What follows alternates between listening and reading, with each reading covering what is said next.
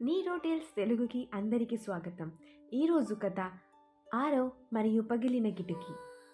ఒకరోజు ఆరవ్ తన స్నేహితులతో క్రికెట్ ఆడుతున్నాడు. బంతి బలంగా కొట్టి నేబర్ ఇంటి కిటికీ పగిలింది. స్నేహితులు భయపడి పారిపో, ఎవరు చూడరు అన్నారు. కానీ ఆరవ్కి తన అమ్మ చెప్పిన మాట గుర్తుకొచ్చాయి. నిజం చెప్పడం కష్టం, కానీ అది నిన్ను బలంగా మారుస్తుంది.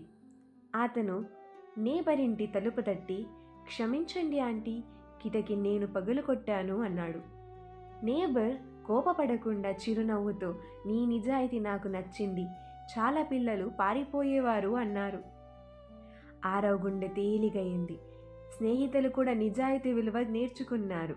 ఈరోజు నీతి, నిజాయితీ కష్టమైనది, కానీ అది విశ్వాసం మరియు ధైర్యం ఇస్తుంది. ఈ కథ విన్నందుకు అందరికీ ధన్యవాదాలు. మర్చిపోకుండా సబ్స్క్రైబ్, షేర్ మరియు లైక్ చేయండి. ధన్యవాదాలు. Bye bye.